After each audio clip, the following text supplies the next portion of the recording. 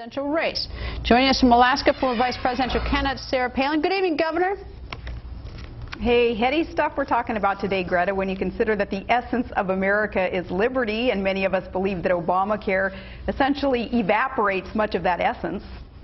Well, it certainly are. These are certainly fascinating times. I can tell you it's never dull, and certainly not now, and very important times as well. I certainly agree with you on that. All right.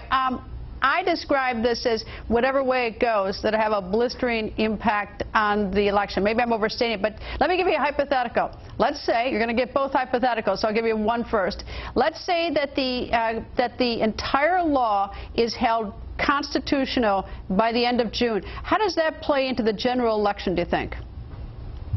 Then whichever candidate can best contrast their solutions to a health care challenge that we do have here in America, his ideas, his solutions, how they can bring those up and oppose what President Obama has put together in Obamacare, then that candidate will do well in the coming the campaign that needs to explain more about how Obamacare should be replaced with a more market-based, patient-centered solution to the challenges.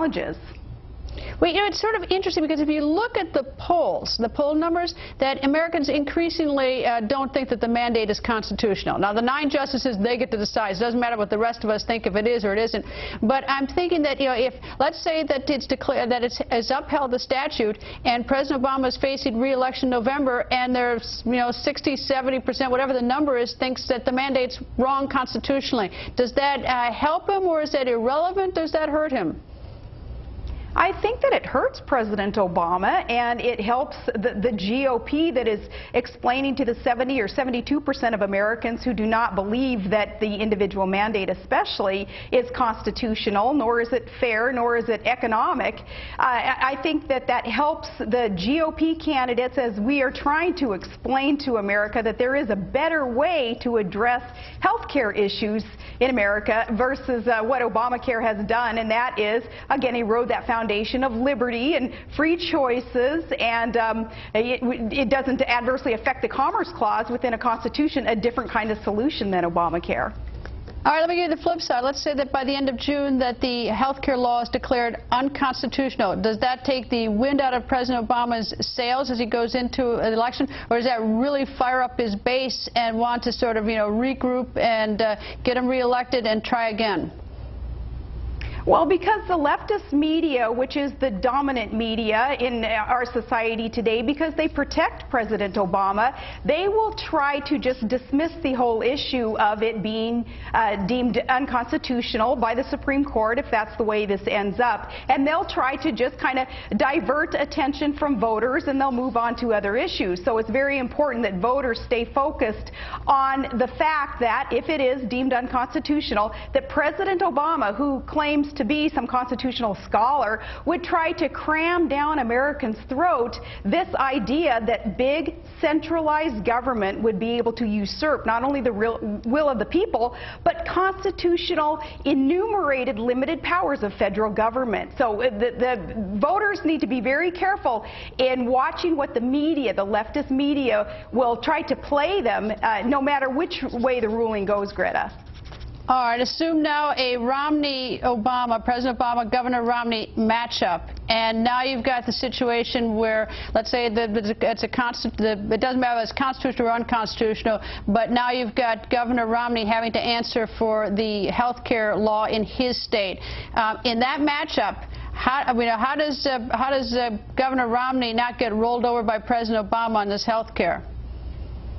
Well, as Rick Santorum and Newt Gingrich has tried to point out, Romney will have his hands full with this one because, of course, he's now kind of dubbed the father of Obamacare with his Romneycare there, some mandates that he made sure got through in the state of Massachusetts. So he'll have his hands full there. Is that However, fair? where Romney has gone, in fairness to him, in his explanation, his justification for Romneycare has been the 10th Amendment of our Constitution. Constitution, which of course explains that states do have rights and states have great flexibility. In fact, they have more flexibility than the federal government when you consider what the enumerated powers are in our Constitution, laying out those restrictions, those limits on the federal government. So that's where Romney will go. But that's what Rick Santorum has been trying to tell people. So is Newt. But Rick, getting beat up for taking a New York Times reporter to task, I think it was yesterday, saying, quit making things up. I'm telling voters that Romney's going to have his hands full. It's going to be tough for him to come up against Obama and Obamacare when he has instituted Romneycare. All right, you mentioned the Senator Rick Santorum. Actually, I think we have the sound from that. Let's play that for the viewers. You think he's the worst Republican to run against Barack Obama on the issue of health care because he fashioned the blueprint. I've been saying it in every speech. Quit distorting our words.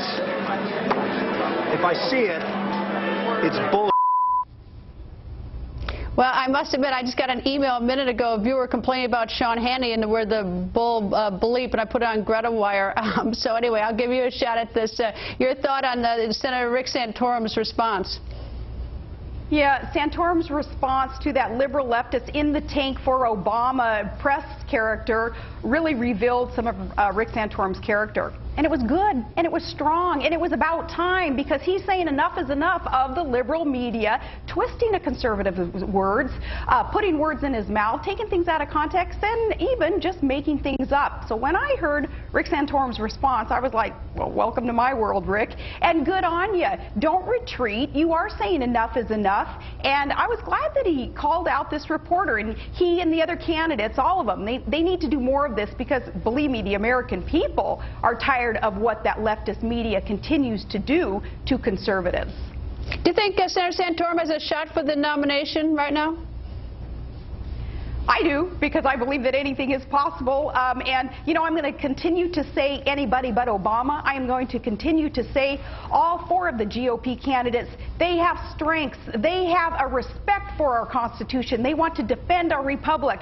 To me, it is at a much greater degree and is much more significant than what our sitting president is capable of doing today. So anybody but Obama.